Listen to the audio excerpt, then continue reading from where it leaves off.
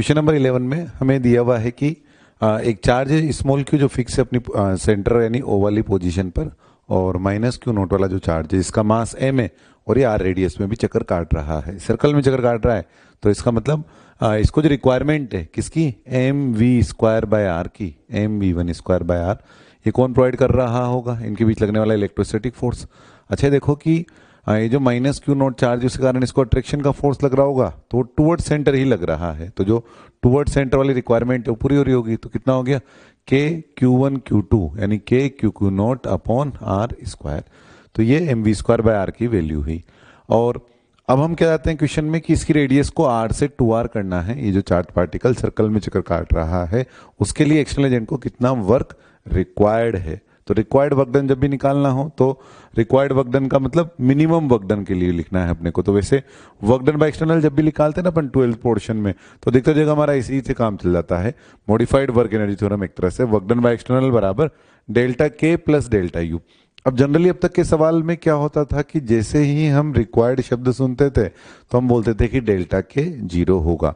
पर बताओ क्या यहाँ इस वाले सवाल में जब ये सर्कल में चक्कर काट रहा है अभी आर रेडियस में, और वहां से हम इसे 2r रेडियस में चक्कर कटाने वाले हैं, तो उस वाले केस में भी क्या ऐसा होगा कि डेल्टा के की वैल्यू 0 होगी? क्या डेल्टा के 0 होगा? नहीं, यहां इस बार ऐसा नहीं है, क्योंकि सर्कल में चक्कर काटने के लिए तो नियम कायदे तय हैं। ये v1 वेलोसिटी से चक्कर काट रहा था रेडियस r में, जब रेडियस 2r में जाएगा तो जिसकी वेलोसिटी बनेगी v2 वो डिफरेंट बन रही होगी, और मर्जी पड़े जिस वेलोसिटी से चक्कर नहीं काट सकता, v2 तय है वहां पर जिस वेलोसिटी से उस चक्कर काटना है। इसलिए इस बार अब डेल्टा के 0 नहीं आएगा, और उसे हम कम ज्यादा भी नहीं कर सकते। जैसे पोजीशन के कारण पोटेंशियल एनर्जी होती है और वो डेल्टा यू पोजीशन के हिसाब से एक फिक्स वैल्यू होती है कि यहां से यहां पर गए तो डेल्टा यू तो इतना ही आएगा, चाहे स्लोली ले जाओ चाहे फास्ट ले जाओ। ऐसे ही यहां इस बार डेल्टा के जो है वो भी फिक्स ही आ रहा है, यानी इस बार वर्क डन एक्सटर्नल की एक पर्टिकुलर फिक्स वैल्यू आएगी, है ना, क्योंकि उसे कम ज्यादा नहीं कर सकते मतलब अपन। तो अब जब भी v2 वाली रेडियस में चक्कर काट रहा होगा तो उसको v2 वाली रेडियस में चक्कर काटने के लिए इस 2r वाली रेडियस में जब चक्कर काट रहा होगा तो जिस वेलोसिटी से चल रहा होगा वो है अगर v2, तो M we square by R बराबर K Q Q naught upon 2r का होल स्क्वायर। अब हमें लिखना है डेल्टा के, तो डेल्टा के की वैल्यू क्या बनेगी, के फाइनल माइनस के इनिशियल, उसमें हमें हाफ एम वी स्क्वायर चाहिए। तो देखो एम वी स्क्वायर तो है ही, हाफ और लाना है, तो यहां से आर कैंसिल होने के बाद हाफ एम वी स्क्वायर की जो वैल्यू बनी यहाँ पर, यानी के इनिशियल की जो वैल्यू बनी वो कितनी बन गई, K Q Q naught upon R, ये बन गया के इनिशियल। और के फाइनल की वैल्यू यहां से देखें तो एक 2r कैंसिल हो गया, और हाफ से फिर हमने मल्टीप्लाई कर दिया, इधर भी हमने हाफ से मल्टीप्लाई किया था तो यहाँ 2r, और यहाँ पर हमने फिर हाफ से मल्टीप्लाई किया तो 2r तो पहले से था और वो कितना हो गया 4r, तो ये बन गया के Q Q naught upon 4r। ये बाद वाली काइनेटिक एनर्जी हो गई। और ऐसे पोटेंशियल जी चाहिए हमको, तो यू इनिशियल, यू का फॉर्मूला कैसे लिखते हैं अपन, यू बराबर क्या लिखते हैं, यू का फॉर्मूला होता है q into VP, U at P बराबर q इंटू वीपी। तो यू इनिशियल कैसे लिखेंगे, यू इनिशियल मतलब ये चार्ज q, चार्ज का नाम है माइनस क्यू नोट, और यहां पर पोटेंशियल किसके कारण, इस क्यू के कारण, वो कितना बनेगा, वो बनेगा के क्यू बाय आर। और यू फाइनल लिखना चाहे इसे अपन, तो यू फाइनल बराबर क्या बनेगा, यू फाइनल बराबर माइनस क्यू नोट चार्ज और के क्यू अपॉन 2r, ये यू फाइनल बन गया। तो इस तरह से अपन ने यू इनिशियल यू फाइनल दोनों लिख दिया। तो अब अपने पास डेल्टा के यानी के फाइनल माइनस के इनिशियल भी है, और प्लस डेल्टा यू यानी you final minus you initial भी है लिखने के लिए। और ये वाला जो काइनेटिक एनर्जी है, ये कौन सा kinetic energy, initial kinetic energy, और ये वाला फाइनल, तो के फाइनल माइनस के initial, you final minus you initial की वैल्यू यहां से रख देंगे, तो इससे अपने को work done by external agent की वैल्यू पता लग जाएगी। तो इस सवाल में बाकी सवालों से डिफरेंट ये है कि जनरली रिक्वायर्ड वर्क डन में डेल्टा के 0 आता है कई सवालों में, लेकिन इसमें डेल्टा के एक वैल्यू आई कुछ ना कुछ, क्योंकि सर्कल में चक्कर काटने के लिए यहाँ v1 है तो वहां फिर v1 नहीं हो सकती, वहां फिर v2 वेलोसिटी कुछ ना कुछ आनी थी, इसलिए डेल्टा के कुछ ना कुछ आया। तो क्वेश्चन में हमें 12 नंबर क्वेश्चन में 2 पार्ट 2 का है। प्लस क्यू चार्ज फिक्स है और एक स्मॉल क्यू चार्ज को बहुत दूर से, है ना, ये डिस्टेंस यहाँ से यहाँ तक की काफी लार्ज डिस्टेंस है, और ये डिस्टेंस d है ना, और ये एंगल 90 है, लेकिन ये वाली जो डिस्टेंस है ये वाली r वो काफी लार्ज है, और हमने इसको प्रोजेक्ट किया है और हमसे पूछा है कि मिनिमम सेपरेशन क्या होगी। ऐसा ही सवाल हमने एक्सरसाइज 1 में भी किया है, लेकिन वहां उस दौरान क्या था कि जो चार्ज हमने प्रोजेक्ट किया था वो इसी लाइन ज्वाइनिंग के अलोंग था, तो उससे क्या था, उसकी वेलोसिटी कम होती जा रही थी और कहीं ना कहीं जाकर के उसकी वेलोसिटी 0 हो गई थी। और फिर वापस लौट कर क्या कहता, तो मिनिमम सेपरेशन जब बनी थी तब वेलोसिटी 0 हुई थी, तो हमें वो मिनिमम सेपरेशन निकालने के लिए एक ही इक्वेशन से काम चल गया था। लेकिन इस बार क्या है कि हमने इसको इसी लाइन के अलोंग नहीं भेज करके थोड़ा ऊपर से प्रोजेक्ट किया है। उससे क्या होगा, उससे इसके कारण जो फोर्स लगेगा इसको ऐसे इस तरह से, उस फोर्स के दो कंपोनेंट है, एक वेलोसिटी घटा रहा होगा लेकिन दूसरा इसकी डायरेक्शन चेंज कर रहा होगा। तो अभी स्ट्रेट पाथ में नहीं जा रहा होगा, अभी कर्व पाथ में जाएगा ऐसे इस तरह से।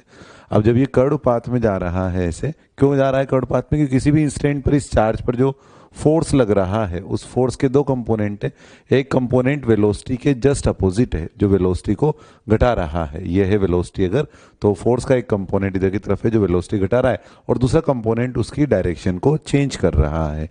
इसलिए जब भी इनके बीच की मिनिमम सेपरेशन आएगी, जैसे ये सेपरेशन इनके बीच की मिनिमम है, तो मिनिमम सेपरेशन की क्या विशेषता रहेगी कि उस वक्त जो वेलोसिटी है, क्योंकि दो वेलोसिटी हैं इस फोर्स के अपोजिट और फोर्स के परपेंडिकुलर, तो एक वेलोसिटी इसकी हमेशा बची रहेगी।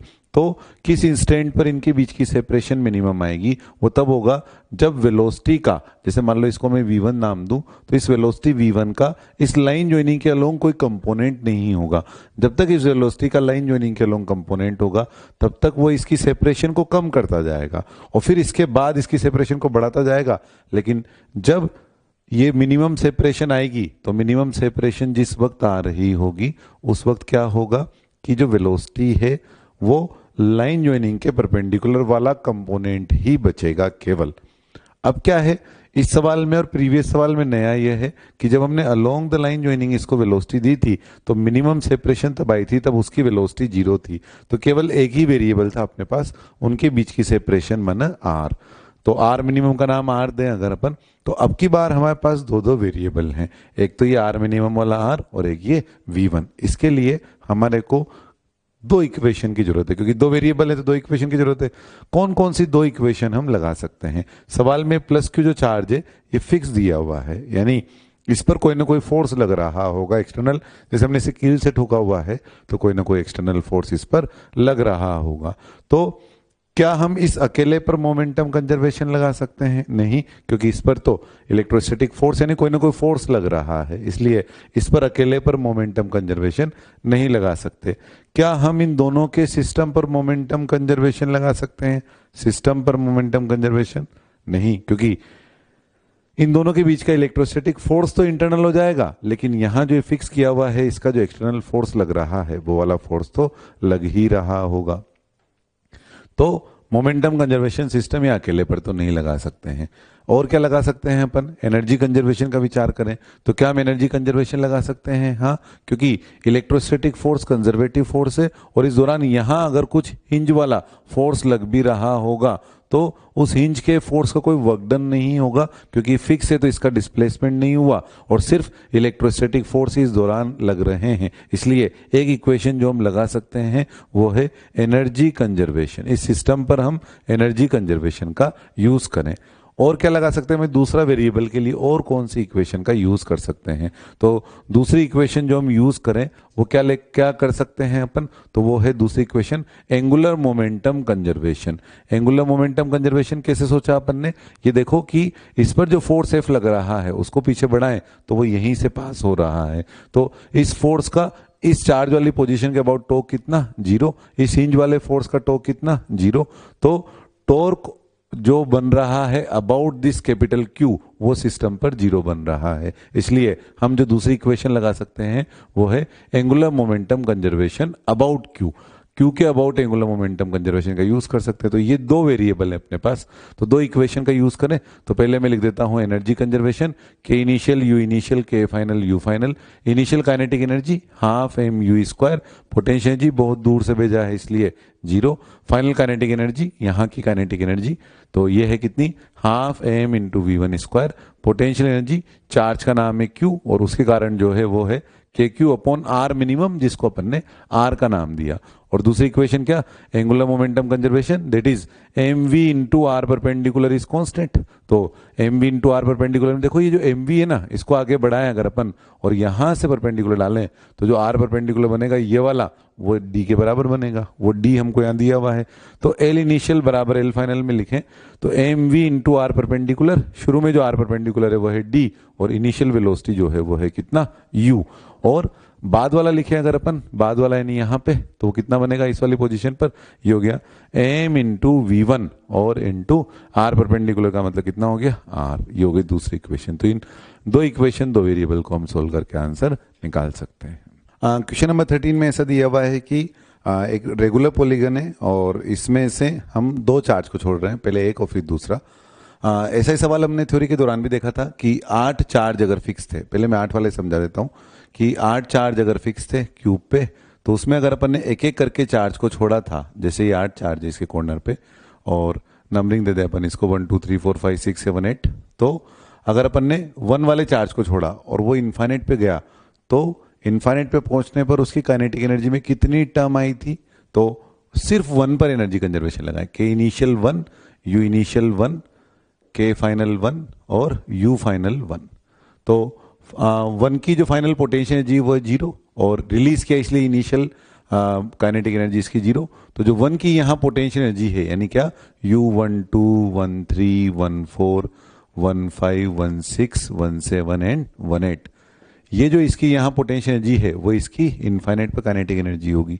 तो 1 जब इनफाइनाइट पे गया तो अपने साथ कितनी टर्म ले गया 1 2 3 4 5 6 एंड 7, जो ऑलरेडी 7 चार्ज यहाँ प्रेजेंट है वो 28 में से 60 टर्म वो ले गया।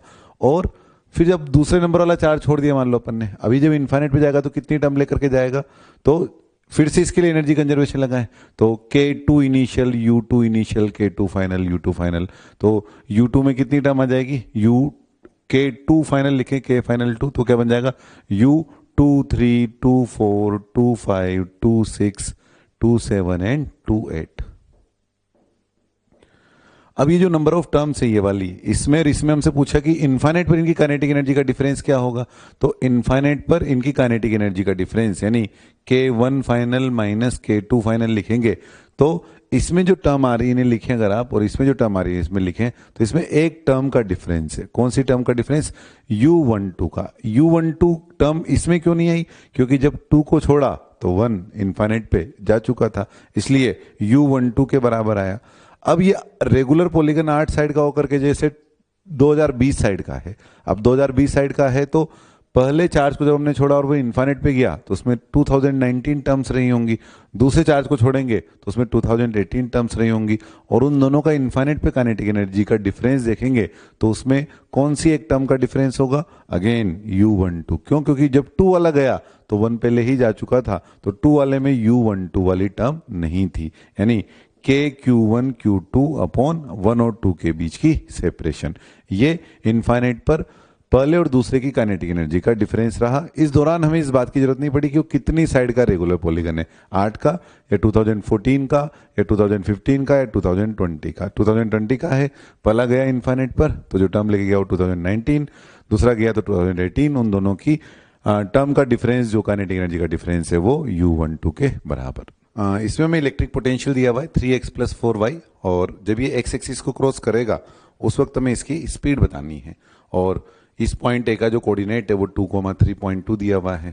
तो x एक्सिस को क्रॉस करने का मतलब क्या हो गया, y कोऑर्डिनेट जो है वो 0 हो जाएगा, x कोऑर्डिनेट जो है उसका नाम x0 बोल दो या x बोल दो, वो x प्लस में है कि माइनस में हमें नहीं पता है, लेकिन हमें जरूर पता है कि जब भी वो x एक्सिस को क्रॉस करेगा तो y कोऑर्डिनेट जो है वो 0 हो जाएगा, चाहे इधर होता तो भी y कोऑर्डिनेट 0, यहाँ हो तो भी y कोऑर्डिनेट 0। तो इस पर पहले तो हम फोर्स निकाल लें, हमें पोटेंशियल दिया हुआ है तो इससे हम पोटेंशियल एनर्जी पर जा सकते हैं। U बराबर Q into V, Q charge 1 coulomb दिया हुआ है, V दिया हुआ है 3x + 4y, और इससे अपन फोर्स की वैल्यू निकालें तो F बराबर -∂U/∂x i कैप और -∂U/∂y j कैप, इससे अपने को फोर्स की वैल्यू पता लग जाएगी। तो यहां से कितना बन गया फोर्स का वैल्यू, F बराबर हो गया अपने पास -3i कैप, ∂U/∂x कितना बनेगा 3, ∂U/∂y कितना बनेगा 4, तो ये हो गया -4j कैप। फोर्स को लिख सकते हैं अपन मास इंटू एक्सेलरेशन वेक्टर, और मास की जो वैल्यू है वो दे रखी है अपने को 10 kg, तो ये हो गया अपने पास 10 इंटू ए वेक्टर। तो ए वेक्टर की जो वैल्यू है अपने पास वो आ गया कितना, -0.3 आई कैप और -0.4 जे कैप। ये जो एक्सेलरेशन आया है उसमें ये एक्स वाला एक्सेलरेशन इधर की तरफ माइनस में आया है, वाई वाला एक्सेलरेशन इधर की तरफ। अब अपन कौन सी इक्वेशन लगा सकते हैं यहां पर, तो देखो हमें यहां पर वाई डायरेक्शन का डिस्प्लेसमेंट पता है, ये 3.2 है और ये 0 है। एक्स वाला अभी नहीं पता है, तो वाई वाले डिस्प्लेसमेंट के लिए इक्वेशन लगा सकते हैं अपन। तो अगर हमें निकालना है, जैसे अभी तो हमें वेलोसिटी निकालना है, तो वेलोसिटी के लिए तो हम सीधा ही ये यूज कर सकते हैं, v² बराबर u² प्लस 2as, और यहां से यहां तक के दौरान जो है डिस्प्लेसमेंट की वैल्यू लिखना चाहें, वाई डायरेक्शन की वेलोसिटी निकालनी जैसे अपने को, तो वाई डायरेक्शन की वेलोसिटी के लिए vy² बराबर uy² plus 2a into 2ay into sy। हमें क्वेश्चन में पूछा क्या है, हमें क्वेश्चन में पूछा है कि एक्स एक्सिस को जब ये पार करेगा तो उस वक्त की हमें स्पीड बतानी है। तो पहले अपन ऐसा करते हैं कि टाइम की वैल्यू निकाल लेते हैं इसमें कि टाइम कितना लगेगा इसको। तो एस वाई बराबर U Y T plus half A Y into T square. तो देखो एस वाई को क्या लिखेंगे, Y final minus Y initial. क्या बना, वाई फाइनल 0, वाई इनिशियल 3.2, तो Y final minus Y initial यानी 0 minus 3.2। U Y initial velocity 0 release किया है, और वाई डायरेक्शन का एक्सेलरेशन 0.4, तो हाफ ए वाई यानी -0.4 और इंटू टी स्क्वायर। ये माइनस कैंसिल हो गया और पॉइंट कैंसिल हो गया, और ये कितना 8 और 2 16, और टी की वैल्यू कितनी आ गई यहाँ से 4, तो टी बराबर 4 सेकंड आ गया।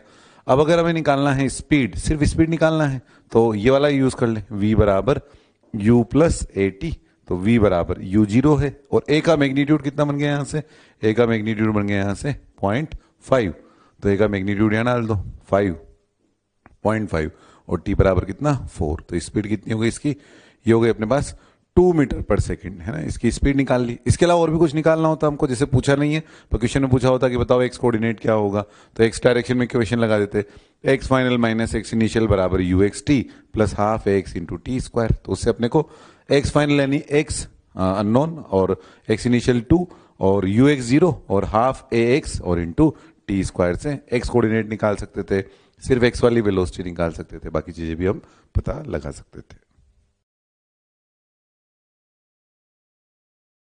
क्लोज सरफेस गिवन है और इसमें से कुछ फ्लक्स आ रहा है कुछ जा रहा है, एसआई यूनिट में दिया हुआ है ये।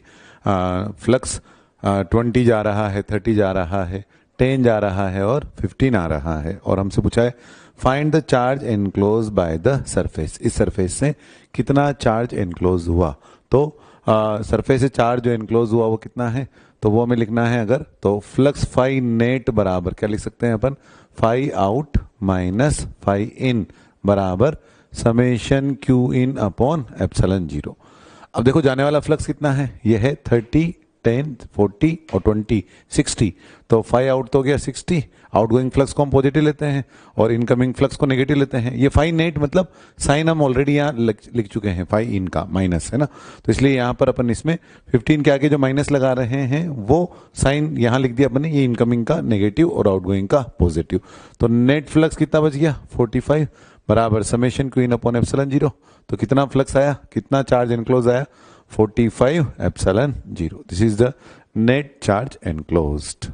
नेक्स्ट एग्जांपल में एक क्यूब है जिसकी साइड 1 मीटर है क्यूब, और ओरिजिन हमने इसका एक कॉर्नर ले लिया है 0 0 0। ये एक्स एक्सिस, ये वाई एक्सिस और ये जेड एक्सिस हो गई, ये ओरिजिन वाली पोजीशन हो गई, और ये कुछ पार्ट्स है अलग अलग। इसमें हमें बताना है find net charge enclosed by the cube. Cube में कितना नेट चार्ज एनक्लोज्ड है, तो वो अपन फाई नेट लिखकर summation Q in upon epsilon 0 से बता सकते हैं। अभी पिछले एग्जांपल में जब हमने लिखा फाई नेट, तो उसमें तो क्या है कि हमें फाई आउट और फाई इन दिया हुआ था, उससे अपन ने फाई नेट लिख दिया। अब की बार जो हमें फाई नेट लिखना है उसके लिए हमें इलेक्ट्रिक फील्ड दिया हुआ है ई वेक्टर। तो ई वेक्टर का फंक्शन दिया हुआ है हमको, ये अलग अलग सवाल हैं 6 पार्ट। तो जो अलग अलग ई वेक्टर का फंक्शन दिया हुआ है इन सभी में हमें समेशन क्यू इन पता लगाना है। समेशन क्यू इन अगर हमें इनमें पता लगाना है तो पहले पार्ट से शुरू करते हैं 5 आई कैप। तो इसमें देखो आप बताओ कि कितना समेशन क्यू इन बनेगा, इसमें चार्ज एनक्लोज कितना बनेगा। 5 आई कैप का मतलब क्या है कि इलेक्ट्रिक फील्ड की वैल्यू है 5 ऐसा यूनिट में, और डायरेक्शन उसकी आई कैप यानी एक्स एक्सिस के अलोंग है, यानी ऐसे इस तरह से 5 आई कैप, यानी इस तरह से इलेक्ट्रिक फील्ड है ऐसे इस वाले डायरेक्शन में। 5 इसका मैग्नीट्यूड है और डायरेक्शन इसकी आई कैप। तो हमें इसमें नेट चार्ज एनक्लोज की वैल्यू पता लगानी है। यहां बनाना चाहे तो यहां बना सकते हैं 5 आई कैप, सभी जगह है ये 5 आई कैप, यानी इसमें कोई फंक्शन नहीं आ रहा है, यानी कांस्टेंट वैल्यू है, यहां भी है, यहां भी है, यहां भी है। इसी क्वेश्चन बना के दिखाना चाहो तो ऐसे दिखा सकते हो इस तरह से 5 आई कैप। तो समेशन क्यू इन कैसे लिखेंगे अपन? समेशन क्यू इन अगर हमें लिखना है तो summation Q in is equal to E का फंक्शन जब दिया हुआ है तो E vector dot ds vector का इंटीग्रेशन, और इससे हम बता सकते हैं summation Q in upon epsilon zero. तो summation Q in upon epsilon zero यानी फाइंड नेट बराबर ई डॉट डीएस। तो ये तो इलेक्ट्रिक फील्ड यूनिफॉर्म है 5 आई कैप वैल्यू का। अब देखो ये जो क्यूब है, जैसे ये तो क्यूबॉइड जैसा है लेकिन क्यूब मान लो इसको ऐसे, तो इसमें 5 आई कैप यानी यहां से इलेक्ट्रिक फील्ड एंटर कर रहा है ऐसे और इधर से बाहर निकल रहा है। अब देखो इस सरफेस का जो एरिया है वो किधर की तरफ है? ऊपर की तरफ, और इलेक्ट्रिक फील्ड किधर की तरफ है? 5 आई कैप यानी एक्स एक्सिस के अलोंग। तो ई और एरिया के बीच का जो एंगल है वो कितना बना? 90 डिग्री। तो E vector dot S vector इस वाली सरफेस के लिए कितना हो गया? 0, और इस वाली सरफेस के लिए कितना हो गया? 0, और इस वाली सरफेस के लिए कितना हो गया? 0, इसके लिए कितना हो गया? 0, क्योंकि इन चारों के लिए ई वेक्टर और एस वेक्टर के बीच का जो एंगल है वो 90 डिग्री है। और अब बचे दो सरफेस, ये वाला और ये वाला। अब 5 आई कैप ऐसे इस तरह से इलेक्ट्रिक फील्ड एंटर कर रहा है, यहां पर ई की डायरेक्शन इधर की तरफ है और यहां पर ई की डायरेक्शन इधर की तरफ है, लेकिन एरिया वेक्टर किधर की तरफ लेते हैं अपन? प्लेन के परपेंडिकुलर बाहर की तरफ, आउटवर्ड्स डायरेक्शन में लेते हैं। जैसे ये सरफेस है तो इसमें आउटवर्ड डायरेक्शन किधर बनेगी? ये ऐसे ऊपर की तरफ, अंदर की तरफ नहीं, ऊपर की तरफ, आउटवर्ड्स। यहां पे इसमें ये आउटवर्ड्स, यहां पर इसमें ये आउटवर्ड्स, इस तरह से आउटवर्ड्स डायरेक्शन इस तरह से ले रहे होते हैं। ये है आउटवर्ड्स डायरेक्शन। तो अब ये वाला जो एरिया है इसकी डायरेक्शन बनी इधर, लेकिन इलेक्ट्रिक फील्ड आया था अंदर की तरफ, तो यहां ई वेक्टर और एस वेक्टर के बीच का एंगल 180 डिग्री हो गया। तो यहां का जो फ्लक्स है वो नेगेटिव हो गया। तो फ्लक्स कितना हो गया? 5 × 1 5, और ई और ए के बीच का एंगल 180 डिग्री, या इनकमिंग फ्लक्स है तो नेगेटिव, इसलिए -5, और यहां से आउटगोइंग फ्लक्स 5 आई कैप, और एरिया 1 × 1 1, और डायरेक्शन वाई जेड प्लेन है तो आई कैप, तो 1 आई कैप 5 आई कैप डॉट 1 आई कैप यानी +5, डायरेक्टली बोल सकते थे। आउटगोइंग फ्लक्स यानी पॉजिटिव यानी +5, तो इनकमिंग फ्लक्स -5, आउटगोइंग फ्लक्स +5, तो टोटल मिलाकर के जो नेट फ्लक्स है वो कितना हो गया? 0। तो इस वाले केस के लिए जो आंसर है वो 0 हो गया। आप डायरेक्टली बोल सकते थे कि देखो 5 आई कैप वाली लाइन बनाए ना अगर अपन यहाँ पे, तो 5 आई कैप वाली लाइन बनाए तो ये जितनी लाइनें आ रही हैं उतनी जा रही हैं, इसलिए नेट फ्लक्स 0 हो गया। इस कारण से नेट फ्लक्स 0 होने से समेशन क्यू इन 0 हो गया। अब आप 3 कैप का डायरेक्टली बता सकते हैं। 3 कैप माना ऐसे ऊपर की तरफ। अब क्या है कि ये जैसे इस तरह से है इलेक्ट्रिक फील्ड, तो जो 4 एरिया हैं उनके लिए तो एंगल 90 हो गया, और जो 2 बचे हैं उनमें एक के लिए 0 डिग्री एंगल हुआ, एक के लिए 180 डिग्री एंगल हुआ। डायरेक्टली बोलना चाहो तो इलेक्ट्रिक फील्ड की लाइन ऑफ फोर्स बना दें, तो चूंकि 3 कैप सब जगह वैल्यू है 3, यानी कांस्टेंट इलेक्ट्रिक फील्ड है, इसलिए जितना इनकमिंग फ्लक्स है उतना आउटगोइंग फ्लक्स है, तो net charge summation Q in 0 हो गया। इसमें आप समझ ही गए, इन दोनों का समेशन यानी टोटल मिलाकर 0 हो गया। अब ये वाला देखते हैं 2x आई कैप। 2x आई कैप वाले केस में कितना बनेगा? फ्लक्स की वैल्यू लिखना चाहें अगर अपन, तो आई कैप वाली डायरेक्शन है, इस कारण से इसके जो एरिया हैं 6 एरिया की डायरेक्शन अलग अलग, उन 6 एरिया में से 4 एरिया जो हैं वो तो जे कैप और के कैप में है, इसलिए उनका ई वेक्टर डॉट एस वेक्टर तो 0 हो जाएगा। 2 बचे रहेगा जिनका आई कैप वाली डायरेक्शन में है। अब जिनका आई कैप वाली डायरेक्शन में है, सरफेस वाइज देखें अगर अपन, तो एक ये वाला पोजीशन और एक ये वाला पोजीशन, इन दोनों का आई कैप में है, इनका जे कैप में और इनका के कैप में है। तो ये जो 2 बचे हैं आई कैप में, उसमें से अब इस वाले का देखते हैं, जो इनकमिंग फ्लक्स बना रहा है उसका देखते हैं। तो जो इनकमिंग फ्लक्स बना रहा है ना यहां पर ऐसे इनकमिंग फ्लक्स, उसके लिए देखो इस वाली पोजीशन का, ये जो सरफेस बना है इसका, ये वाला सरफेस, बताओ इस सरफेस का एक्स कोऑर्डिनेट कितना? ये वाला सरफेस, ये वाला, इस सरफेस का एक्स कोऑर्डिनेट कितना? तो ये ओरिजिन है 0 0। अब ये वाई जेड प्लेन है, तभी तो इसका एरिया आई के वाली डायरेक्शन में हुआ। तो अगर ये वाई जेड प्लेन है, ये 0 0 है, तो इस पूरे प्लेन का वाई जेड प्लेन का एक्स कोऑर्डिनेट कितना होगा? 0। तो यानी इस वाले प्लेन का X coordinate, Y Z plane है ना, इसलिए एक्स कोऑर्डिनेट कितना है इसका? 0। अब x बराबर 0 अगर आप यहाँ डालोगे x बराबर 0 तो इलेक्ट्रिक फील्ड ही 0 हो गया, तो E vector dot S vector 0 हो गया, तो E vector dot S vector incoming वाली पोजीशन पर 0 हो गया। इसमें नहीं हुआ था क्योंकि कांस्टेंट था, यहाँ कोई x था नहीं, और यहाँ x है इसलिए x बराबर 0 पर वो वैल्यू 0 हो गई। और यहाँ वाली पोजीशन की बात करें, यानी इस वाले सरफेस वाली पोजीशन की बात करें, तो यहाँ पर x इक्वल टू कितना है 1, तो x इक्वल टू 1 डाल दो इसमें, तो इस जगह का बीच में सब जगह x के साथ साथ वैल्यू बदल रही है, लेकिन बीच में जो अलग अलग जगह वैल्यू बदल रही है यहाँ या यहाँ, हमें उसमें इंटरेस्ट नहीं है, हमें तो इनकमिंग फ्लक्स में इंटरेस्ट है, हमें आउटगोइंग फ्लक्स में इंटरेस्ट है।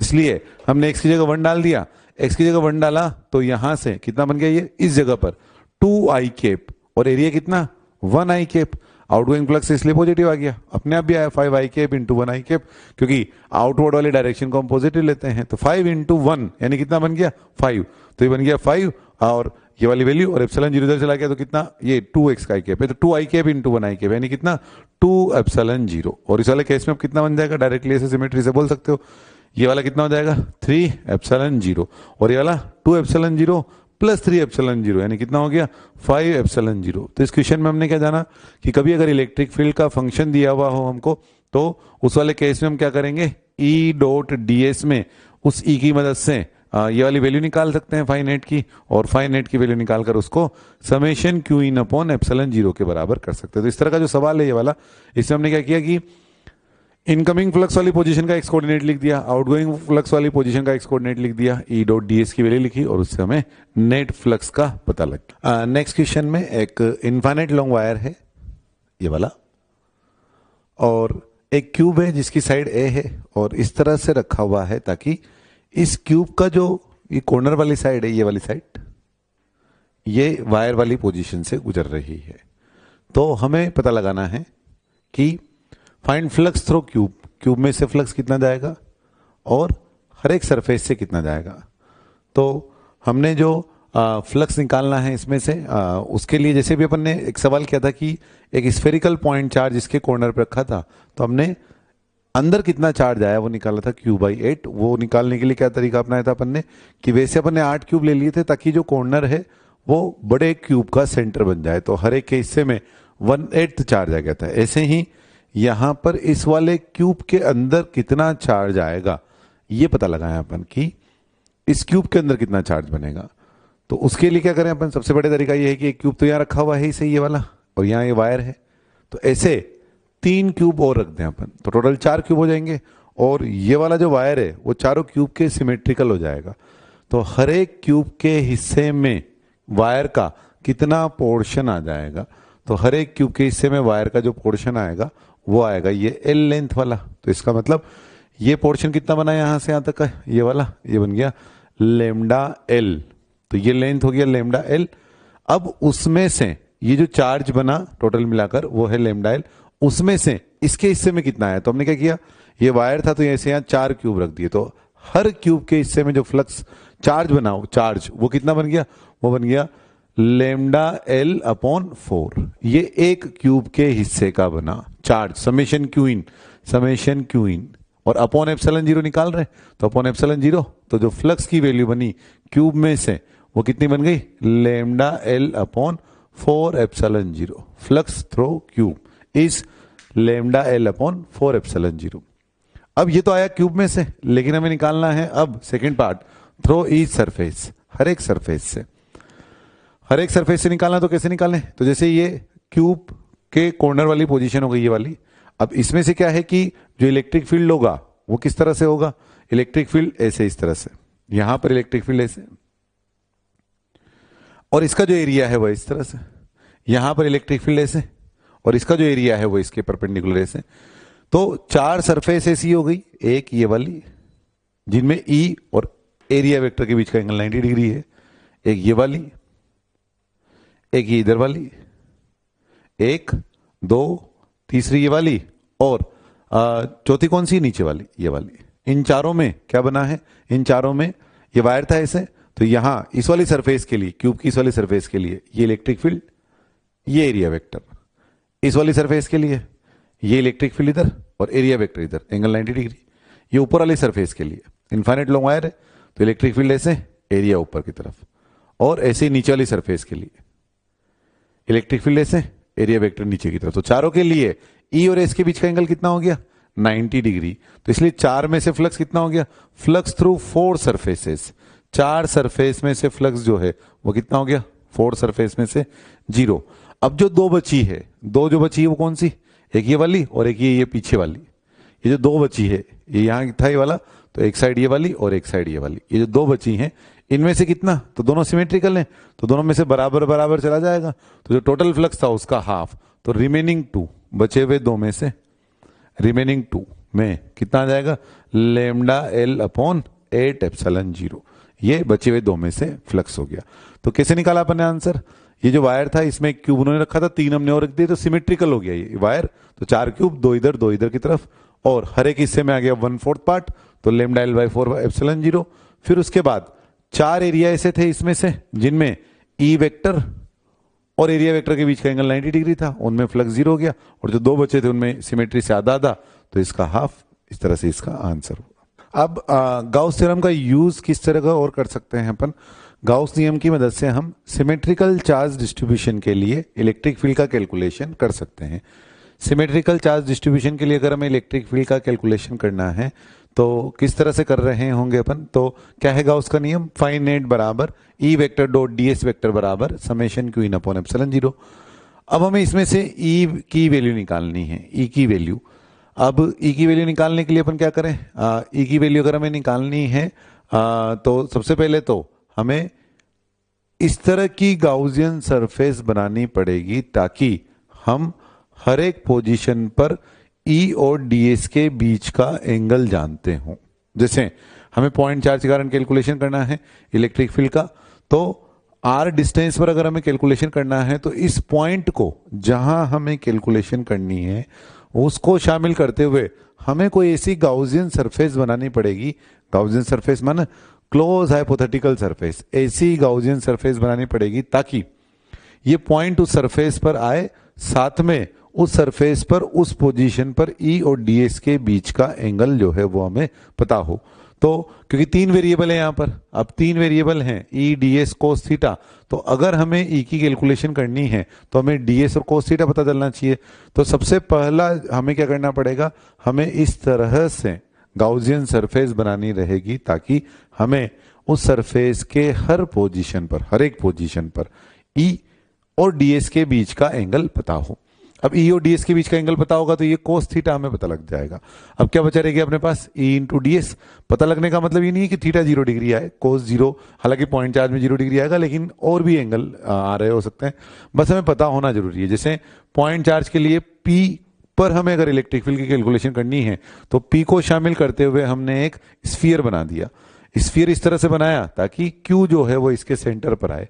उससे क्या हुआ, उससे यहाँ ई की डायरेक्शन और डीएस की डायरेक्शन के बीच का जो एंगल है वो हमें पता चल गया कोस 0। यहाँ पर भी ई और डीएस के बीच का एंगल कोस 0, यहाँ पर भी ई और डीएस के बीच का एंगल कोस 0। तो कोस थीटा की वैल्यू पता चल जाए। ये तो मैं पॉइंट चार्ज के लिए बोल रहा हूँ, बाकी किसी भी और चीज के लिए जो सिमेट्रिकल चार्ज डिस्ट्रीब्यूशन है, जैसे infinite long wire, infinite long hollow cylinder, infinite long solid cylinder, इनके लिए हमें कोस थीटा की वैल्यू पता होना जरूरी है। उससे क्या है, क्योंकि जैसे एक्स वाई जेड बराबर 10 दिया हुआ है, अब एक्स वाई जेड बराबर 10 अगर हमें दिया हुआ है और अगर हमें एक्स की वैल्यू निकालनी है तो उसके लिए हमें वाई और जेड की वैल्यू पता होना जरूरी है।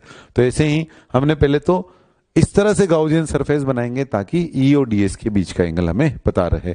उसके बाद वो जो गाउसियन सरफेस हम बनाएंगे वो उस चार्ज के रेस्पेक्ट में सिमेट्रिकल होनी चाहिए। क्यों, ताकि उसकी हर पोजीशन पर ई एक जैसा हो और ई इंटीग्रेशन के बाहर आ सके। अब अगर ई इंटीग्रेशन के बाहर आ जाएगा तो फिर क्या होगा, फिर उसके बाद हमें इंटीग्रल डीएस की वैल्यू लिखनी रहेगी। अब अगर अपने सिमेट्रिकल सरफेस लिए, जैसे यहां पर हमने स्फीयर लिया है, तो सिमेट्रिकल सरफेस अगर हमने ली है तो उस इंटीग्रल डीएस की वैल्यू हमें पता रहेगी। जैसे यहाँ वाले केस के लिए वो 4πr² बनेगी, तो उससे हम ई की कैलकुलेशन कर पाएंगे। तो ई की कैलकुलेशन हम किसके लिए कर पाएंगे, सिमेट्रिकल चार्ज डिस्ट्रीब्यूशन के लिए। उसके लिए हमें डीएस और कोस थीटा की वैल्यू पता होना जरूरी है। तो जैसे इस पॉइंट चार्ज के लिए करनी है अपने को, तो इस डीएस की जगह यहाँ क्या डाल देंगे 4πr², तो यहाँ आ जाएगा 4 pi are square summation Q in की वैल्यू क्यू, और फिर जो 4 पाई आर स्क्वायर बना उसको नीचे भेज देंगे तो इससे हमें ई की वैल्यू पता लग जाएगी। तो इस तरह से हम सिमेट्रिकल चार्ज डिस्ट्रीब्यूशन के लिए ई की कैलकुलेशन कर सकते हैं। वैसे तो ई की calculation point charge infinite long wire इनके लिए हमने कर दी है। यहाँ दो नए देखेंगे अपन, होलो सिलेंडर और सॉलिड सिलेंडर, जिनके लिए हम इसकी मदद से ई की कैलकुलेशन करेंगे। लेकिन स्कूल में, बोर्ड में स्पेशली, बोर्ड के लिए बात कर रहा हूँ, बोर्ड में स्पेशली यही लिखा आता है कि आप गाउस के नियम से प्रूव करके बताइए। जैसे होलो स्फीयर का हमने तब डेरिवेशन नहीं किया, लेकिन सॉलिड स्फीयर का किया था। लेकिन सॉलिड स्फीयर के लिए भी ऐसा लिखा आएगा कि derive the electric field for solid sphere by the help of Gaussian theorem या गाउस लॉ।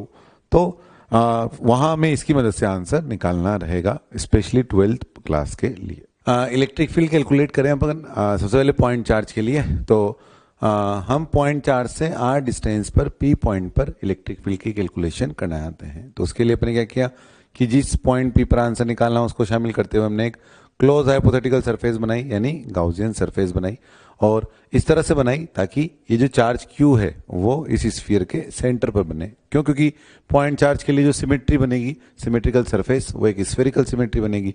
तो उससे क्या होगा कि उससे हम हर पोजीशन पर E और DS के बीच का एंगल बता सकते हैं। तो हर एक पोजीशन पर E और DS के बीच का जो एंगल है वो कितना है? 0 डिग्री।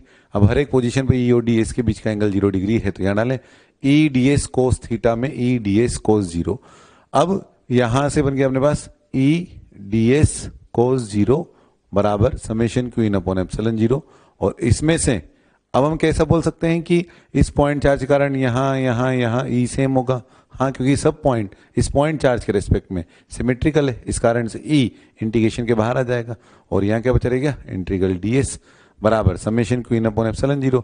और इंटीग्रल DS की वैल्यू किसके बराबर हो जाएगी? वो हो जाएगी 4 पाई आर स्क्वायर बराबर summation Q in upon epsilon 0। और फिर इस 4 पाई को नीचे भेज दें तो कितना हो गया? E बराबर Q, और 4 पाई नीचे गया तो 4 पाई एप्सिलॉन 0 और इंटू 1 अपॉन आर स्क्वायर, यानी कितना बन गया? KQ upon R square. ये इलेक्ट्रिक फील्ड की वैल्यू आ गई अपने पास पॉइंट चार्ज के लिए। ऐसे हम होलो स्फीयर और सॉलिड स्फीयर के लिए भी कैलकुलेट कर सकते हैं।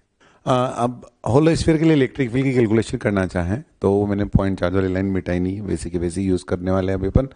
तो होलो स्फीयर के लिए ई की कैलकुलेशन करने के लिए पहले तो हमको ये देखना पड़ेगा कि हम किस तरह की गाउसियन सरफेस लें, सिमेट्री किस तरह की सरफेस के लिए रहेगी।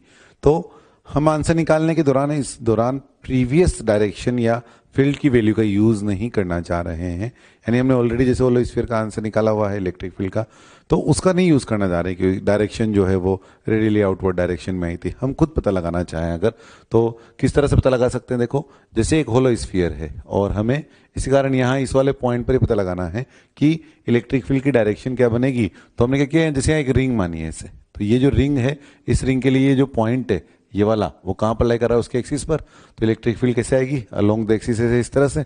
और ये वाली जो रिंग है इसके लिए भी ऐसे, ये वाली जो रिंग है इसके लिए भी ऐसे। इन सभी रिंग के लिए जो इलेक्ट्रिक फील्ड की डायरेक्शन है वो अलोंग द एक्सिस ऐसे इस तरह से आ रही है। और कोई पॉइंट लेना है, जैसे आपको ये स्फीयर है, यहाँ वाले पॉइंट पर डायरेक्शन देखनी है तो यू रिंग ले लेंगे ऐसे इस तरह से। और इन सभी रिंग के लिए यहाँ पर जो डायरेक्शन है इस वाले पॉइंट पर वो ऐसे आ रही है इस तरह से, यानी सेंटर से रेडियली आउटवर्ड डायरेक्शन में। क्योंकि रिंग का तो हमने डिराइव किया है इसलिए वो वाला आंसर हम यूज कर सकते हैं। होलो स्फीयर का हमने डिराइव नहीं किया था इसलिए हम उसका आंसर यूज नहीं कर रहे हैं।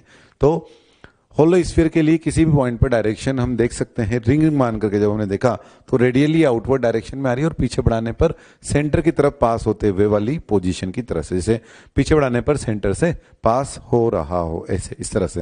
ये तो डायरेक्शन हमने पता लगा ली। अब डायरेक्शन चूंकि रेडियल वाली डायरेक्शन में आगे रेडियल आउटवर्ड, इसलिए अगर अपन सरफेस गाउसियन सरफेस स्फीयर लेते हैं अगर, तो स्फीयर में जो डीएस की डायरेक्शन बनेगी वो भी रेडियली आउटवर्ड, ई जो है वो भी रेडियली आउटवर्ड। तो ई और डीएस के बीच का जो एंगल है वो कितना हो जाएगा? 0 डिग्री। तो हमने क्या किया, हमने ये एक यूनिफॉर्मली चार्ज होलो स्फीयर है, यूनिफॉर्मली चार्ज होलो स्फीयर। तो इस यूनिफॉर्मली चार्ज होलो स्फीयर के लिए हमें पी पॉइंट पर जैसे कैलकुलेशन करनी है इलेक्ट्रिक फील्ड की, तो जिस पॉइंट के लिए भी इलेक्ट्रिक फील्ड की कैलकुलेशन करनी होती है हमको, तो हम क्या करते हैं, हम उस पॉइंट को शामिल करते हुए एक क्लोज हाइपोथेटिकल सरफेस यानी गाउसियन सरफेस बनाते हैं। तो उस पॉइंट को शामिल करते हुए हमने गाउसियन सरफेस बनाई और वो हमने यहाँ पता लगाया कि वो हम होलो स्फीयर बना ले। तो होलो स्फीयर बना लिया। अब यहाँ पर ई और डीएस के बीच का जो एंगल है वो 0 डिग्री हो गया, तो ई डीएस कोस 0। ई सिमेट्री से हर जगह एक जैसा होगा, क्योंकि ये पॉइंट जैसा स्फीयर के लिए है वैसा ही ये वाला पॉइंट पूरे स्फीयर के लिए, कुछ पॉइंट पास में तो कुछ दूर में, तो ऐसे इस वाले के लिए कुछ पास में तो कुछ दूर में। तो ई जो है वो इंटीग्रेशन के बाहर आ गया, integral DS 4 pi small are square बन गया और समेशन क्यू इन क्यू बन गया, तो ई की वैल्यू आ गई K Q upon R square. ये हमने गाउस के नियम से डिराइव किया। स्कूल में अगर आएगा कि गाउस के नियम से डिराइव करो तो हम इस तरह से डिराइव करके बताएंगे होलो स्फीयर के बाहर वाले पॉइंट के लिए, R greater than equal to R वाले पॉइंट्स के लिए।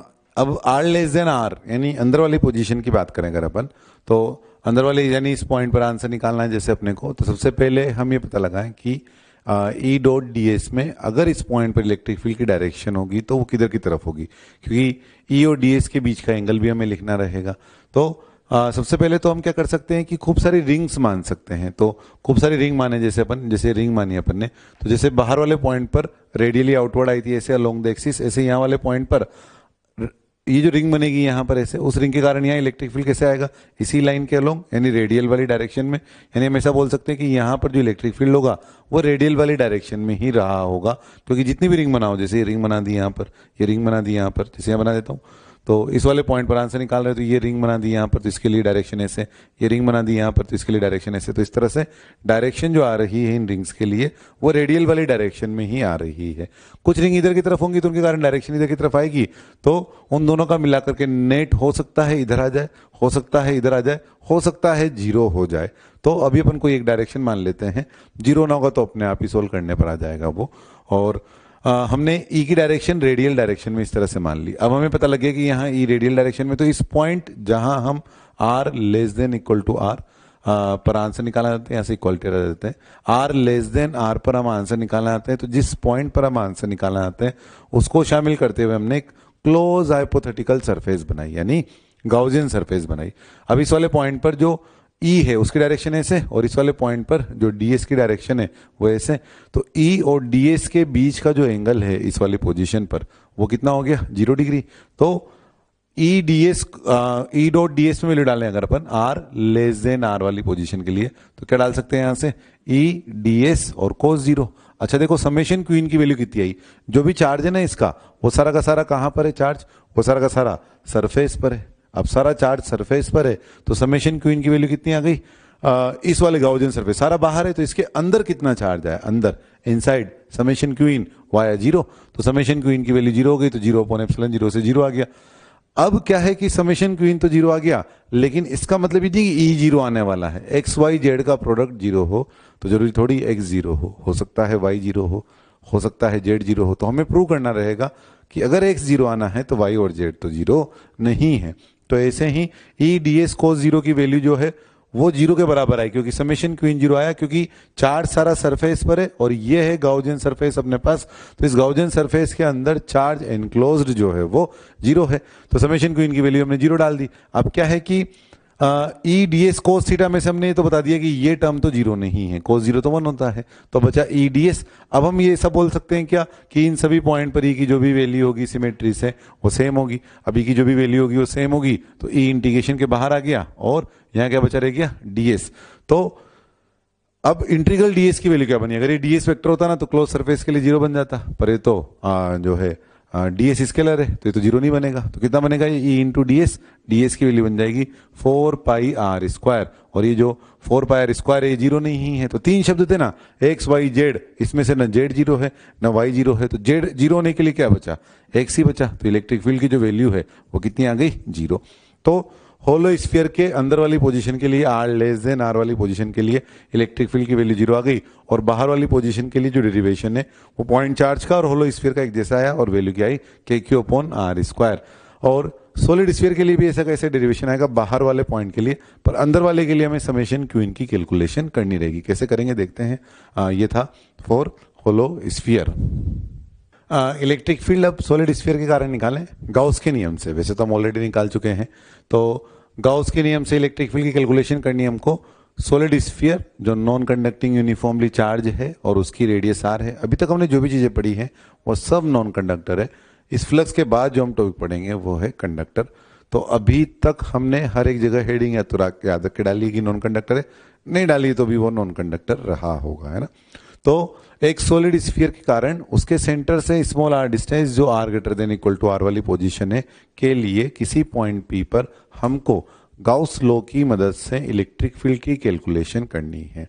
वो कैसे करेंगे अपन इलेक्ट्रिक फील्ड की कैलकुलेशन?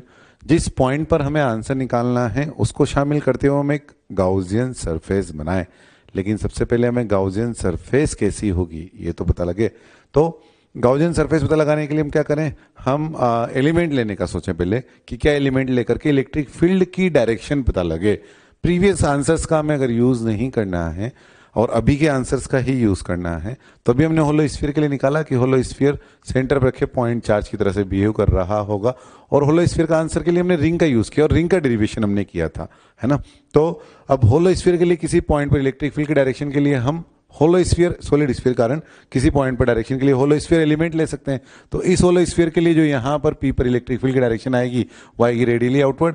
इस वाले होलो स्फीयर के लिए जो यहाँ डायरेक्शन आएगी वो आएगी रेडियली आउटवर्ड। तो जितने भी होलो स्फीयर बनेंगे उन सब के लिए रेडियली आउटवर्ड। तो हमें पता लग गया कि electric field radially outward direction में है। इसका मतलब उस पॉइंट पी को शामिल करते हुए जब हम क्लोज हाइपोथेटिकल सरफेस बनाएंगे यानी गाउसियन सरफेस बनाएंगे वो एक स्फीयर बना सकते हैं।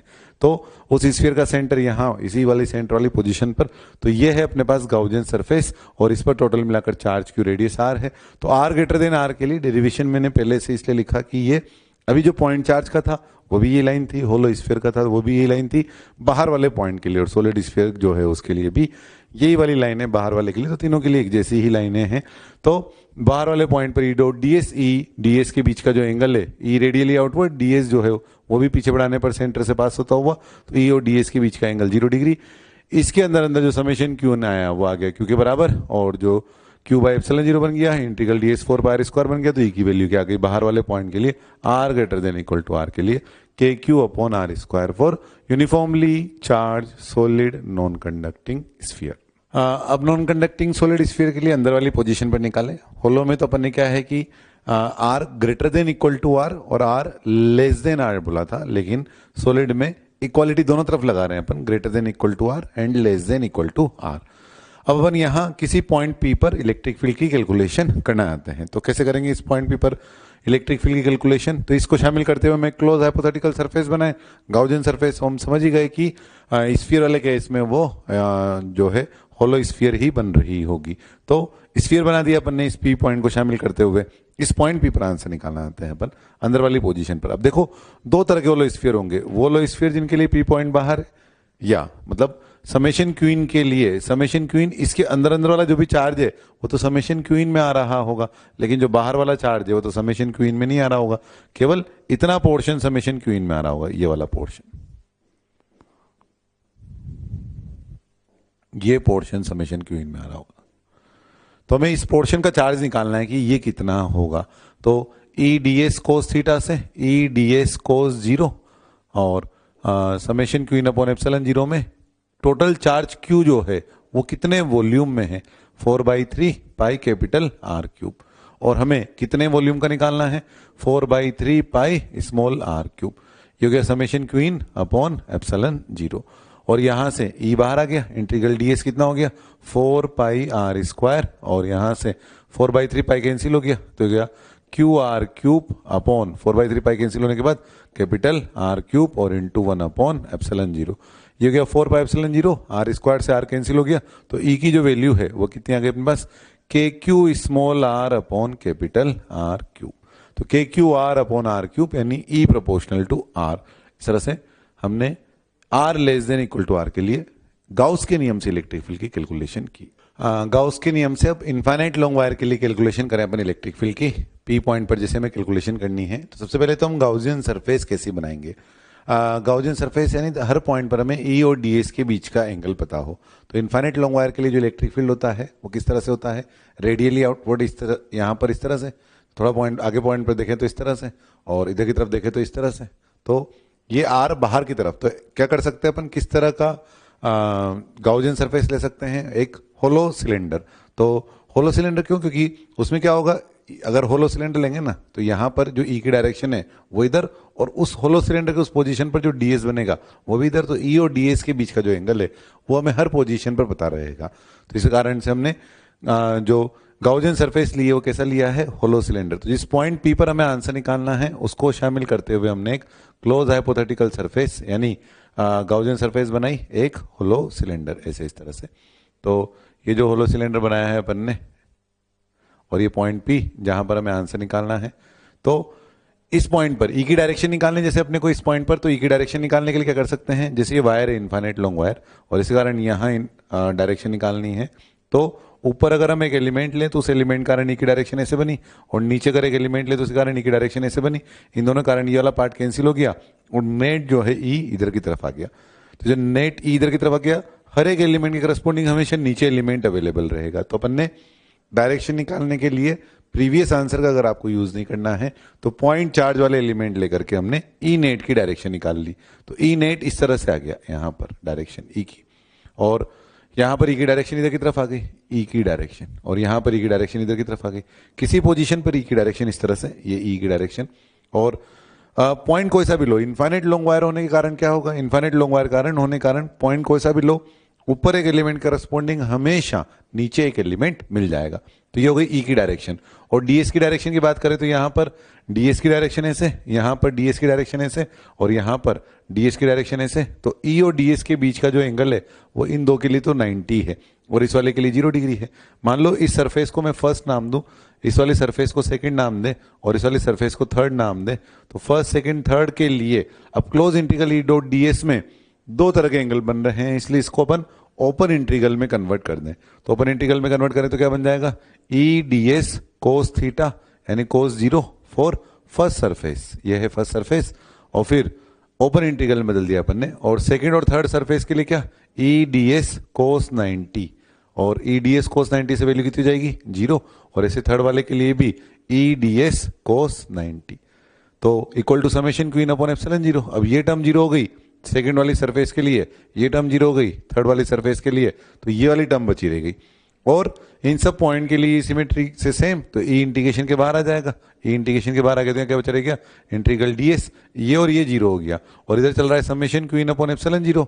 अब जैसे अपन ने ये जो सरफेस ली है गाउसियन सरफेस, इसकी लेंथ अगर एल है तो इसके अंदर जो चार्ज आया है, ये वाली जो लेंथ आई है ये कितनी, लेमडा एल, तो समेशन क्यू इन की वैल्यू कितनी हो गई, lambda L upon epsilon 0। Integral DS की वैल्यू कितनी हो गई यहां से, इंटीग्रल डीएस बराबर 2 पाई आर एल बराबर लेमडा एल अपॉन एप्सिलॉन 0। तो एल से एल कैंसिल हो गया और ये नीचे की तरफ आ गया 2 पाई आर, तो कितना बन जाएगा यहां से, ये एल कैंसिल होने के बाद ई बराबर हो गया अपने पास लेमडा अपॉन 2 पाई एप्सिलॉन 0 और इंटू 1 बाई आर। इसको ऐसा करें अपन 2 से मल्टीप्लाई डिवाइड कर दें, तो 2 से मल्टीप्लाई डिवाइड करने पर क्या बन जाएगा, ये बन जाएगा 4 पाई एप्सिलॉन 0 और ऊपर आ जाएगा 2, तो ये बन जाएगा फिर के, तो बन गया 2 के लेमडा बाई आर। तो ई की वैल्यू आ गई 2 के लेमडा बाई आर। ये हमने क्या निकाला, गाउस के नियम की मदद से इनफाइनाइट लॉन्ग वायर के लिए इलेक्ट्रिक फील्ड की कैलकुलेशन। ये हमने इनफाइनाइट लॉन्ग वायर के लिए निकाला है। क्या फाइनाइट लेंथ के वायर के लिए हम गाउस के नियम से कैलकुलेशन कर सकते हैं, नहीं, क्योंकि फाइनाइट लेंथ के वायर में हर पॉइंट पर ई की जो डायरेक्शन है वो एक जैसी नहीं आएगी, बीचों बीच वाले पॉइंट पर इधर आ जाएगी, इधर इधर की तरफ आएगी, इधर इधर की तरफ आएगी। तो फिर हम किस तरह से, जैसे वायर है फाइनाइट लेंथ का ऐसे, तो यहां पर ऐसे आई, यहां पर ऐसे आई, यहां पर ऐसे आई, तो फिर हम किस तरह से गाउसियन सरफेस बनाएंगे। इस कारण से जो है हम फाइनाइट लेंथ के वायर के लिए तो नहीं कैलकुलेशन कर पाएंगे, लेकिन इनफाइनाइट लेंथ के वायर के लिए हमने गाउस के नियम से कैलकुलेशन करी। ऐसे ही इनफाइनाइट लेंथ के वायर के अलावा इनफाइनाइट लेंथ का होलो सिलेंडर और सॉलिड सिलेंडर के लिए भी हम कैलकुलेशन करेंगे गाउस के नियम से। इनफाइनाइट लॉन्ग वायर के लिए गाउस के नियम से इलेक्ट्रिक फील्ड की कैलकुलेशन करना चाहें अगर अपन, तो इस पर अपन ने sigma surface charge density define कर दी। सरफेस चार्ज डेंसिटी का मतलब ये हो गया चार्ज पर यूनिट एरिया, ये हमने सिलेंडर की सरफेस के लिए डिफाइन कर दी। अभी वायर वाले केस में क्या हुआ था कि वायर में हमने लेमडा डिफाइन किया था, चार्ज पर यूनिट लेंथ। ऐसे ही इस वाले केस में हमने सिग्मा डिफाइन कर दिया। होलो सिलेंडर है तो उसकी सरफेस पर चार्ज होगा सिग्मा। सिग्मा को आप ऐसे भी लिख सकते हैं, sigma equal to charge Q अगर सरफेस पर डिफाइंड है, और लेंथ एल है तो क्यू अपॉन 2 पाई आर और एल, 2 पाई आर और एल। इस तरह से भी सिग्मा को डिफाइन कर सकते हैं। खैर अभी तो अपन ने सिग्मा डिफाइन किया हुआ, इसलिए सिग्मा इसकी सरफेस चार्ज डेंसिटी अब हमें किसी पॉइंट पी पर आंसर निकालना है, तो पी पर आंसर निकालने के लिए हम क्या करें? इस पॉइंट पी पर आंसर निकालने के लिए सबसे पहले अपन ऐसी गाउसियन सरफेस का विचार करें जिससे हर जगह हम ई और डीएस के बीच का एंगल बता सकें। तो किस तरह से गाउसियन सरफेस होना चाहिए होलो सिलेंडर के लिए, उसके लिए हमें ई की डायरेक्शन निकालें। और ई की डायरेक्शन निकालें तो इनफाइनाइट लॉन्ग वायर को, इनफाइनाइट लॉन्ग होलो सिलेंडर को हम किससे मिलकर बना हुआ मान सकते हैं? खूब सारे इनफाइनाइट लॉन्ग वायर, ये है इनफाइनाइट लॉन्ग वायर, इन सबसे मिलकर के इनफाइनाइट लॉन्ग होलो सिलेंडर बना। अब ये जो इनफाइनाइट लॉन्ग होलो सिलेंडर है, इसके लिए हमें जैसे इस पॉइंट पी पर आंसर निकालना है, तो उसके लिए हम किस तरह से गाउसियन सरफेस लें, उसके लिए ई की डायरेक्शन निकालने के लिए मैंने क्या किया? इनफाइनाइट लॉन्ग वायर लिए, जैसे एक इनफाइनाइट लॉन्ग वायर ये वाला और एक इसके ठीक सामने वाला, तो ये इनफाइनाइट लॉन्ग वायर हो गए ऐसे ये दोनों, और यहां हमें ई की डायरेक्शन निकालनी है। तो इस वाले वायर कारण ई कैसे आएगा? इधर, और इस वाले वायर कारण ई कैसे आएगा? इधर। ये जो दो वायर है, एक वायर ये, एक वायर ये, ऐसे इन वायर से मिलकर के ये सिलेंडर बना है ऐसे, और ये पॉइंट है जहां आंसर निकालना है। इसमें एक वायर ये ले लिया, एक वायर ये वाला ले लिया। इस वायर कारण इलेक्ट्रिक फील्ड कैसे आया? यहां पर इधर। इस वाले वायर कारण किधर आया? इधर की तरफ ऐसे। अभी जो दो डायरेक्शन है ऐसे, इनके ये कंपोनेंट कैंसिल हो जाएंगे और इधर वाले कंपोनेंट जुड़ जाएंगे, तो नेट ई की डायरेक्शन इधर की तरफ आ जाएगी ऐसे। इसका टॉप व्यू देखना चाहें, ऊपर से देखें इसी सिलेंडर को, तो टॉप व्यू देखें, ऊपर से देखें इस वाले सिलेंडर को, तो कैसा दिखेगा? ये है टॉप व्यू। अब हमें जैसे इस पॉइंट पर डायरेक्शन निकालनी है, तो वो जो अपन ने इनफाइनाइट लॉन्ग वायर लिए थे ना, एक यहां पर एक यहां पर, ये सेंटर था, यहां से निकाल रहे थे, तो एक यहां पर लिए थे, तो ऊपर से देखें तो वो दो इनफाइनाइट लॉन्ग वायर ऐसे हो गए ये वाले। अब ये इनफाइनाइट लॉन्ग वायर, ये इनफाइनाइट लॉन्ग वायर, यहां पर डायरेक्शन निकालनी है अपने को ई की, तो यहां पर ई की डायरेक्शन ऐसे आ गई, और इसी कारण यहां पर ई की डायरेक्शन निकालनी है, तो ये ऐसे आ गई। ये है इनफाइनाइट लॉन्ग वायर, और ये ई इस तरह से आया। इसमें से ये वाला पार्ट तो कैंसिल हो जाएगा, और नेट ई की जो डायरेक्शन बची वो वाली बची, पीछे बढ़ाने पर सेंटर से पास हो रही है, रेडियली आउटवर्ड ऐसे, इस तरह से। यहां बनाना चाहो तो ऐसे, यहां बनाना चाहो तो ऐसे। अच्छा, दो दो वायर का कॉम्बिनेशन लोगे तो हर दो वायर के लिए ये वाला पार्ट कैंसिल हो जाएगा, ये वाला पार्ट जुड़ जाएगा, यानी ई की डायरेक्शन जो है किसी भी पोजीशन पर वो ऐसे, ई नेट जो बना वो रेडियली आउटवर्ड हो गया। दो वायर ये लिए, दो वायर ये लिए, तो डायरेक्शन जो है ई नेट की इधर की तरफ आ गई। ये है ई नेट वाली जो डायरेक्शन बनी है होलो सिलेंडर के बाहर वाले पॉइंट के लिए। अब क्या है कि ये तो बिल्कुल इनफाइनाइट लॉन्ग वायर जैसे डायरेक्शन आ गया, ई नेट रेडियली आउटवर्ड, तो हम क्या कर सकते हैं कि जो गाउसियन सरफेस बनाए वो क्या बना सकते हैं? Hollow cylinder.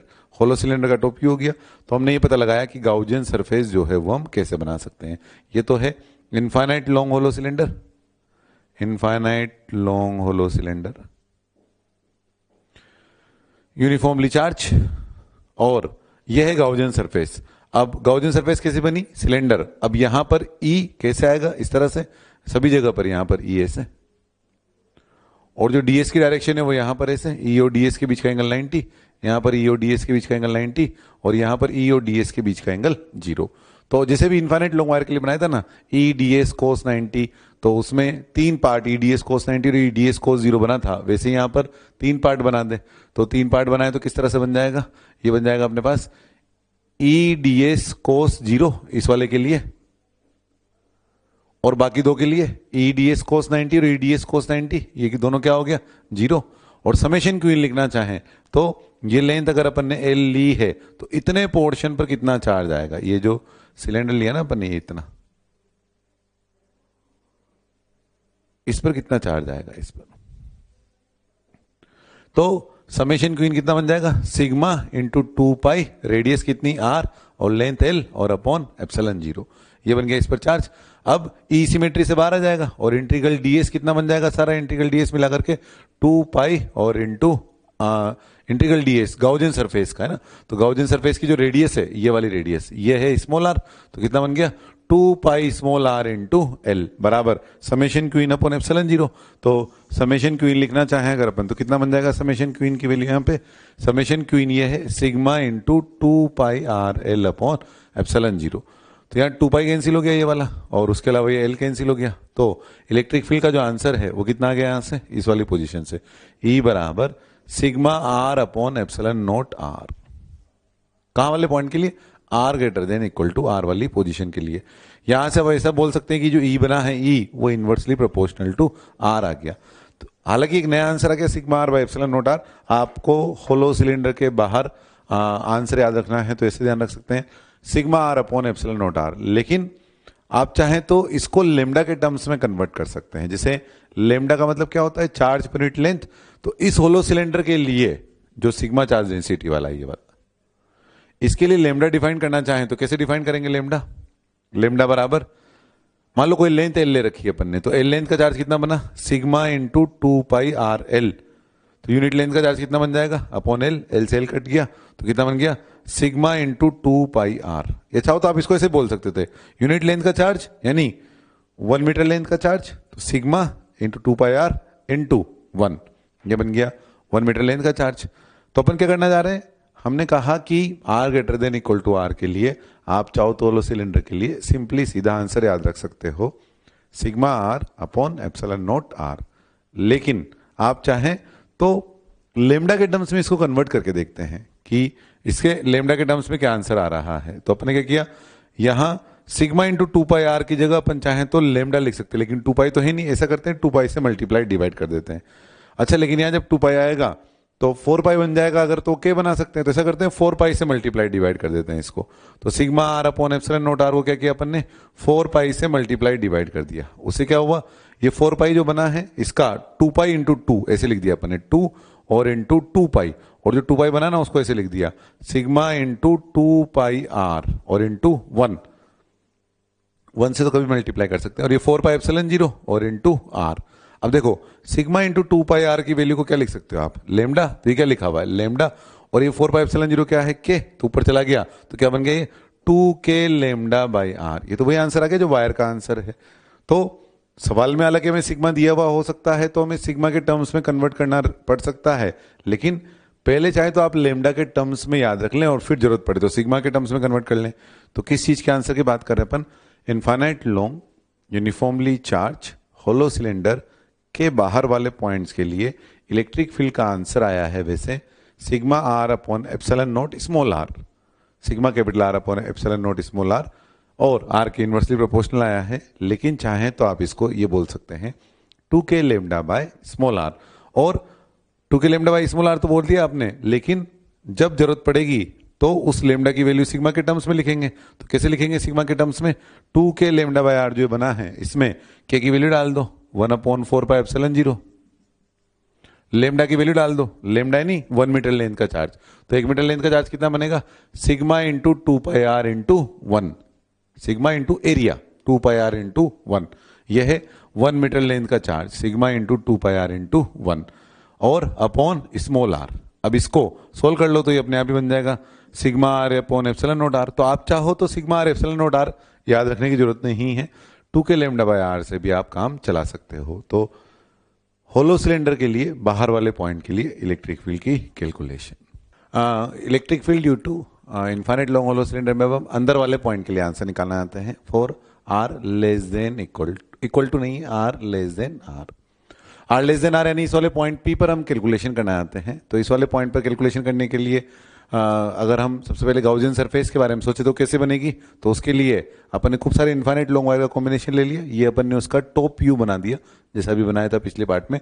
तो टॉप व्यू बनाया तो यहाँ पर जो ई की डायरेक्शन बनी वो ऐसे बनी, यहाँ पर जो ई की डायरेक्शन बनी वो ऐसे बनी, इन दोनों के ये वाले पार्ट कैंसिल हो गए और ये वाला पार्ट ऐड हो गया। तो नेट ई की जो डायरेक्शन है वो रेडियली आउटवर्ड ऐसे इस तरह से बनी।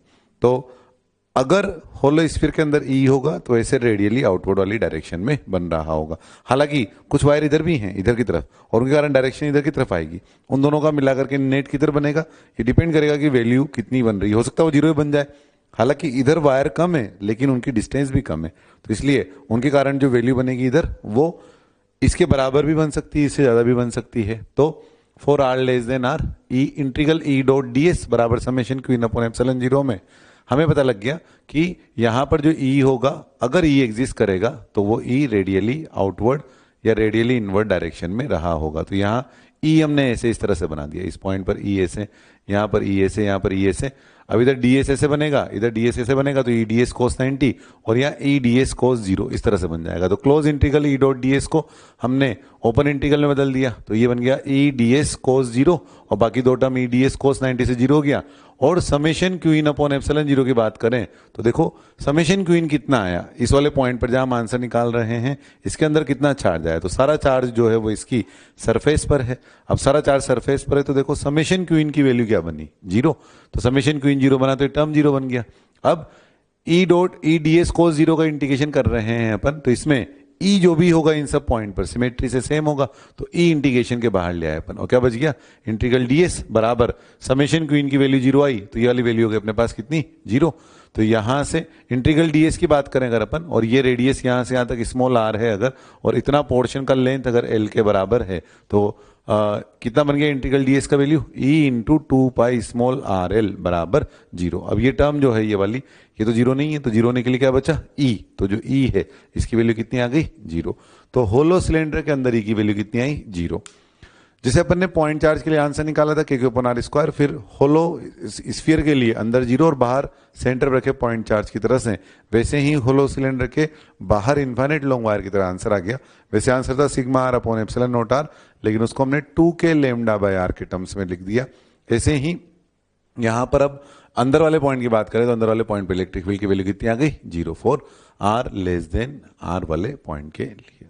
अब अगर हम कैलकुलेशन करना आते हैं इनफाइनाइट लॉन्ग सॉलिड सिलेंडर के लिए, तो गाउस के नियम से अगर हमें कैलकुलेशन करना है, तो सबसे पहले अपन गाउजियन सरफेस कैसा बनाएंगे। तो इनफाइनाइट लॉन्ग सॉलिड सिलेंडर को आप नॉन कंडक्टिंग है, अभी तक जो भी हम पढ़ रहे हैं वो नॉन कंडक्टर ही पढ़ रहे हैं, तो इनफाइनाइट लॉन्ग सॉलिड सिलेंडर को आप किससे मिलकर बना हुआ मान सकते हैं, खूब सारे होलो सिलेंडर से। और हर होलो सिलेंडर के लिए यहां पर जो ई की डायरेक्शन होगी वो रेडियली आउटवर्ड वाली डायरेक्शन में होगी। इसका मतलब ये हुआ कि गाउजियन सरफेस फिर से यहाँ एक सिलेंडर बन जाएगा ऐसे, और फिर से एक सिलेंडर बन जाएगा, तो ई डॉट डी एस में ई डी एस कोस 0 एक सरफेस के लिए और बाकी दो के लिए ई डी एस कोस 90 बराबर summation Q in upon epsilon 0 से हम डिराइव वैसे के वैसे ही कर सकते हैं। तो इसके लिए मैं अब गाउस के नियम का डेरिवेशन तो नहीं लिख रहा हूं, सीधा आंसर लिखना चाहता हूं। अब आंसर जो है वो भी हम याद ना करना पड़े, तो उसे हम 2k लैम्डा बाई आर के टर्म्स में लिखना चाहते हैं। यानी हमारे लिए सॉलिड सिलेंडर के लिए आंसर है 2k lambda by R, 2k lambda by R. ये बाहर वाले पॉइंट के लिए R greater than equal to R, और ये अंदर वाले पॉइंट के लिए R less than equal to R. तो अब R greater than equal to R वाले पॉइंट के लिए अगर हमें आंसर निकालना है, तो यहां तो लैम्डा है, सवाल में तो रो दिया हुआ है। रो क्या है, वॉल्यूम चार्ज डेंसिटी, यानी चार्ज पर यूनिट वॉल्यूम। तो लेमडा को रो के टर्म्स में कैसे लिखें, तो लेमडा का मतलब क्या है, लेमडा का मतलब है 1 मीटर लेंथ का चार्ज। तो 1 मीटर लेंथ का चार्ज, तो 1 मीटर लेंथ का सिलेंडर लें, तो ये है 1 मीटर लेंथ का सिलेंडर अगर, और इसकी रेडियस आर है, रेडियस है आर, और लेंथ अगर 1 मीटर लें, तो इसका जो चार्ज बनेगा वो कितना बनेगा, ये है 2k। लेमडा का मतलब कितना हो गया, rho charge per unit volume into volume, तो इंटू वॉल्यूम यानी rho into pi are square into 1 upon r. और अंदर वाले पॉइंट के लिए लिखें, अब देखो अंदर वाले पॉइंट पर नहीं, जैसे यहां आंसर निकालना है अपने को, अब यहां आंसर निकालना है, तो ये जो सिलेंडर बना है यहां से लेकर यहां तक वाला ये जो पोर्शन ये सिलेंडर का बना है, इसमें इस पॉइंट के बाहर के जितने सिलेंडर होंगे उनके लिए पॉइंट अंदर है, तो वहां तो इलेक्ट्रिक फील्ड कितना आएगा, होलो सिलेंडर के अंदर इलेक्ट्रिक फील्ड कितना होता है, 0। तो इसके बाहर वालों का तो कंट्रीब्यूशन होगा ही नहीं, केवल ये अंदर अंदर वालों का कंट्रीब्यूशन होगा। तो R less than equal to R में जब लेमडा लिखेंगे तो केवल यहीं तक का सिलेंडर का चार्ज लिखना रहेगा, कहां तक का, स्मॉल आर तक का। तो फिर क्या लिखेंगे इसमें 2k लेमडा बाय आर की वैल्यू में 2k लेमडा, लेमडा कितना हो गया, rho into pi small are square upon r. अब अगर हमें इसका ग्राफ भी बनाना हो, तो यहां से ई जो है वो आर के इनवर्सली प्रोपोर्शनल आया इस वाली पोजीशन के लिए, और यहां के लिए एक आर से आर कट गया, तो ई जो है वो आर के प्रोपोर्शनल आया। तो सॉलिड सिलेंडर के लिए अगर हम ग्राफ बनाए तो कैसा बन जाएगा, सॉलिड सिलेंडर के लिए ई और आर का ग्राफ, पहले तो ये आर के प्रोपोर्शनल आया है, कहां तक, जब तक हम सरफेस पे नहीं आते तब तक, और फिर उसके बाद जो है ये आर के इनवर्सली प्रोपोर्शनल आया है, इनवर्सली प्रोपोर्शनल टू आर, ये सरफेस तक वाली पोजीशन के लिए। ऐसे होलो सिलेंडर के लिए ग्राफ बनाना होता तो क्या होता, होलो सिलेंडर के लिए यहाँ वैल्यू 0 होती और बाहर वाला तो आंसर वैसा का वैसा ही है। तो हमने कुल मिलाकर ये जाना कि हमने जैसे वायर का आंसर याद किया हुआ है 2k लैम्डा बाय आर, वैसे ही हम होलो सिलेंडर के बाहर और सॉलिड सिलेंडर के बाहर 2k लैम्डा बाय आर से ही काम चला सकते हैं। बस हमें लैम्डा लिखना सीखना रहेगा। लैम्डा क्या है, 1 मीटर लेंथ का चार्ज। तो होलो सिलेंडर के अंदर तो 0 था, बाहर लिखना था, तो 1 मीटर लेंथ का चार्ज कैसे लिखा, सिग्मा इंटू 2 पाई आर और इंटू 1। और रो वाले केस में कैसे लिखा, rho into pi are square और इंटू 1, इस तरह से हमने लेमडा लिखा। अंदर वाले पॉइंट के लिए होलो सिलेंडर में तो जीरो था, लेकिन सॉलिड सिलेंडर में तो आएगा नहीं zero.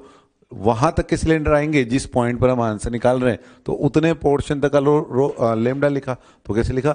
Row into pi are square into 1। तो हमने लेमडा लिखना सीख लिया और उसकी मदद से हमने आंसर नया नहीं याद रखना पड़ा अपने को। सॉलिड सिलेंडर, होलो सिलेंडर सबके लिए जैसे point charge hollow sphere solid sphere के बाहर वाले पॉइंट के लिए एक जैसा आंसर था ना, उठाकर सेंटर पर रख दो, वैसे ही यहाँ पर सबके लिए एक जैसा आंसर 2 के लेमडा बाय आर। बस लेमडा लिखना सीखा है हमने, होलो सिलेंडर के लिए सिग्मा के टर्म में, सॉलिड सिलेंडर के लिए रो के टर्म में। तो यह है इलेक्ट्रिक फील्ड की कैलकुलेशन गाउस की थ्योरम की मदद से। होमवर्क में exercise 1 part first section I, flux के सवाल है ये अधिकतर इनमें से। पार्ट 2 सेक्शन आई और 2 पार्ट 1 का क्वेश्चन नंबर 9 और 10। इसके बाद 2 पार्ट 2 का 15, 16, 17, 18, 2 पार्ट 3 का 13, 14, 2 पार्ट 4 का 4, 5 एंड 6, 3 पार्ट 1 का 10, 14, 17, 20, 28, 31, 32 एंड 33, और जे मेन वाला सेक्शन 3 पार्ट 2 का 5, 7, 12, 15, 16, 17, 18, 19, 20, 21 एंड 22। इन क्वेश्चंस को करें आप। अधिकतर क्वेश्चन फ्लक्स के हैं।